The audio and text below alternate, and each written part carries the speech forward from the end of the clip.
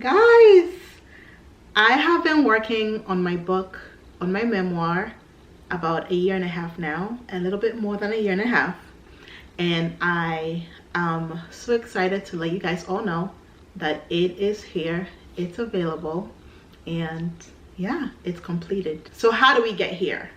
Some of you guys have been following my family for a while now. Others are new here. If you're new, welcome. A few of you guys might know or might not know, I am Ghanaian. So it is about my life, and it talks about my life back at home, growing up in Ghana, coming to America as a teenager and going through ups and downs, trials, tribulations, getting to where I am right now in my life. The book talks about a lot of things that you guys do not know about me, how I ended up in my life back in Michigan and moving to New York. Usually when people put through a kind of a memoir or a book, it's easier to go through a company. I had no idea how this worked.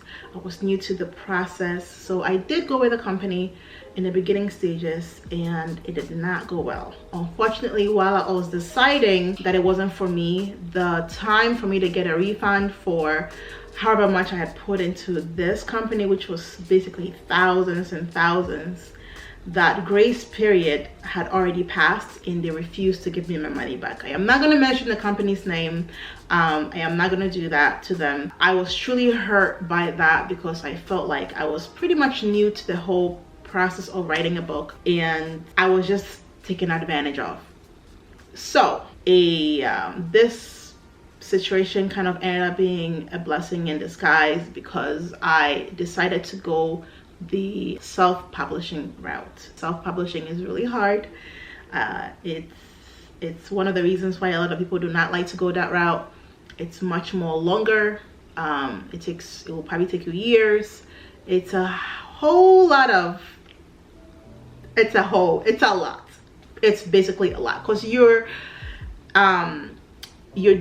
almost doing everything starting from scratch, and you almost have to be involved in every piece of your book. And so yeah, I had a lot of late nights.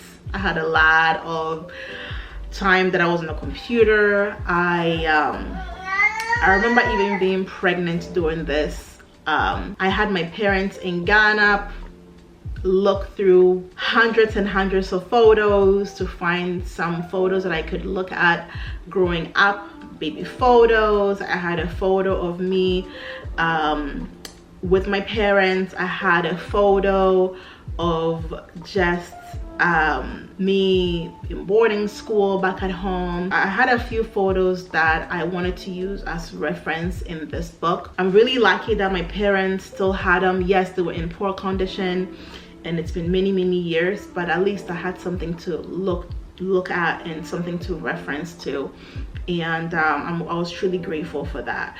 Doing this book and having a newborn and a toddler and a house to take care of was a lot but I knew I wanted to write it and I wanted to share my story. Recollecting all those stories, it brought back so much emotion. Some of the emotions I literally had felt like I locked away. Every time I would have to recount them, think about them, read them in the book, I would just bawl my eyes out. It was hard.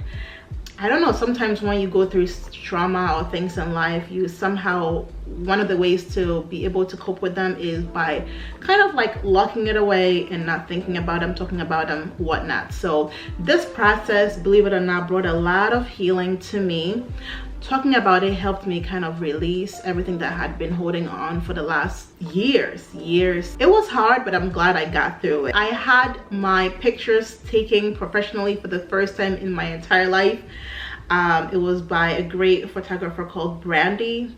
She is in Brooklyn. She's amazing. I actually saw her work online and I was instantly hooked to her photos. She was brilliant and just so talented. And yeah, so I reached out to her and told her I needed to take a portrait of me for my memoir. And yeah, we had to go through the whole thing of looking for outfits. And with this picture, I wanted to kind of represent where I am from. Obviously an African, I'm Ghanaian, and then I wanted to also represent here in America because grew up half there, and I also grew up half here. So I wanted to represent both, and she helped me do it. We came together, picked out outfits, and went through the whole photo shoot, which was great. And I had my makeup professionally done for the first time, and yeah, it was, the whole process was so great. I was so nervous, just,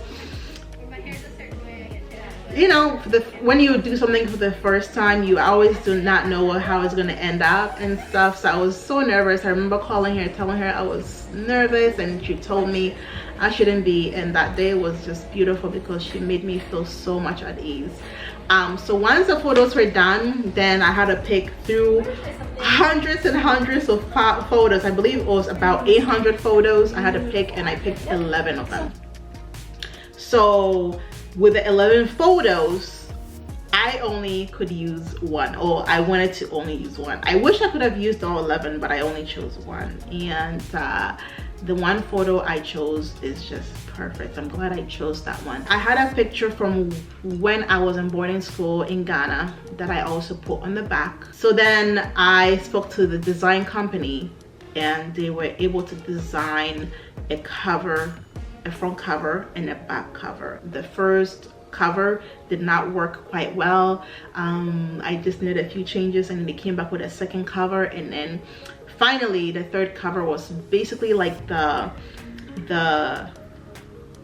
sweet spot. It wasn't the first one, it wasn't the second one, it was kind of in the middle. It took a little bit, they took a little piece of the first cover, a little piece of the second cover, and then they put it together, and I believe they nailed it. They got the ultimate cover. So I was really happy, and that took a few weeks. I got the formatting done, they got the formatting done, and that also took a few weeks because I had to send it back a few times, and you know, because they had a few errors in it. Then I had to pick the book size, and then the thickness of the paper, and the bonding of the book, and how the book was going to look. All of that was part of the process. Then finally it was mailed to me, and then yes, I actually got it in the mail when Derek and I got back from Montreal. And then yeah, I opened it up. Don't get emotional.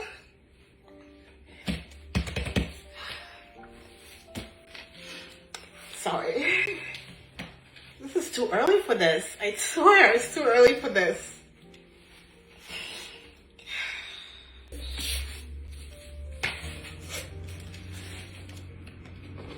Oh my goodness.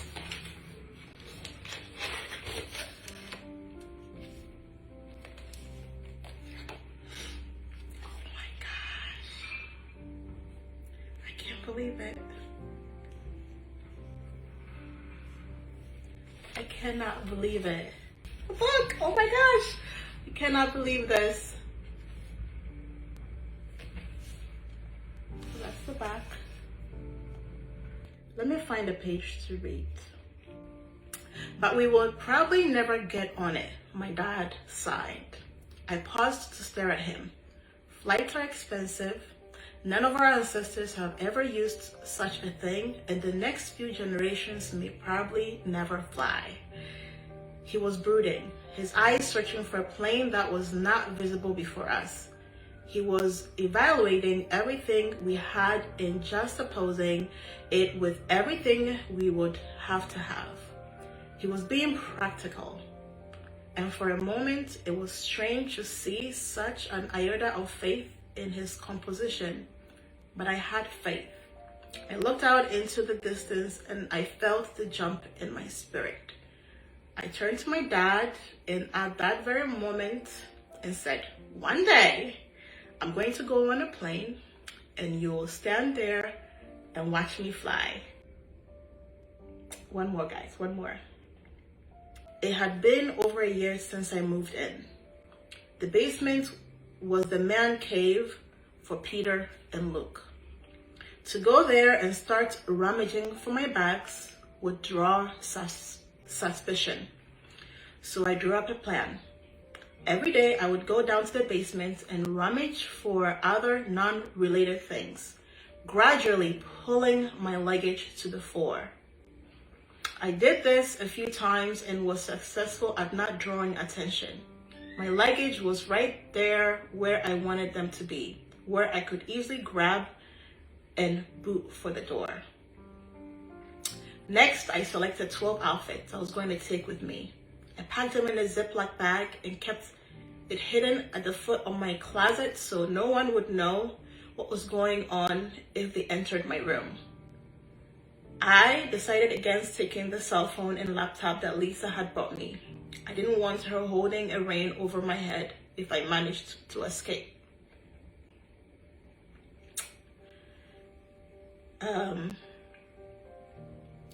Okay, once my selection was done, the next problem was fixing a date for it to happen. This couldn't be on a weekend because then the boys would be home and escape would be impossible. So I chose a weekday. The time frame for my escape would be a thin duration in between the boys' departure for school and a few minutes before Lisa and her dog had woken up. So I remember this. Sorry. I remember this day like it was yesterday. And I still can't talk about it really. And I know I wrote it in the book and it's in the book. But yes, I remember this date like it was yesterday. The emotions, yeah. And here it is. I have it right here to show you guys. So yes, definitely I am so proud to have this in my hands and for you all to have it in your hand reading it. I truly get into the nitty-gritty, and you guys all know that over the years of creating content on this platform with Derek and the kids, you know, creating content of entertainment and about our family.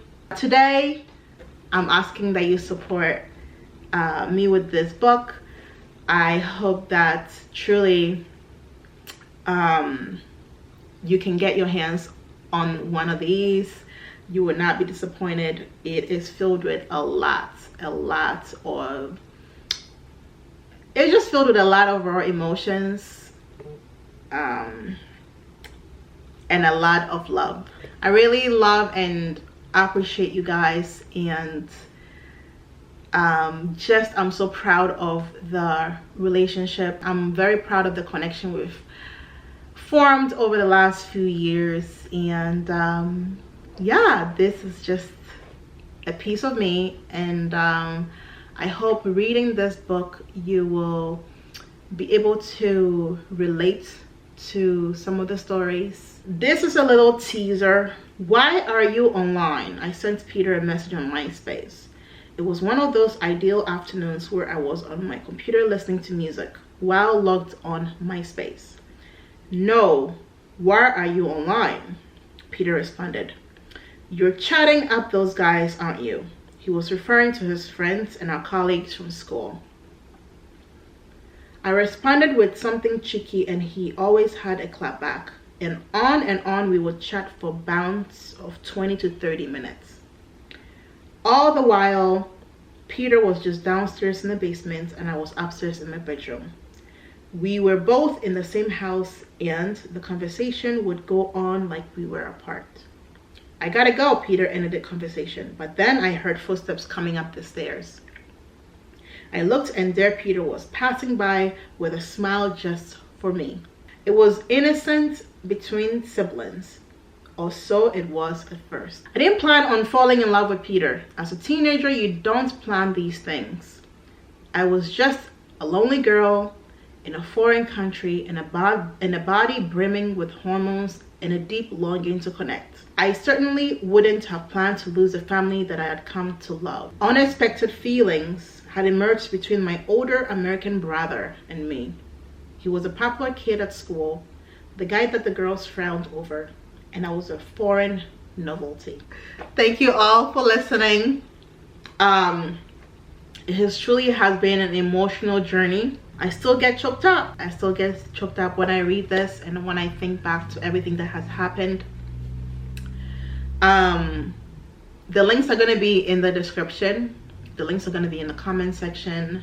The book is available worldwide, ebook worldwide, and you can find a hard copy on BookBaby.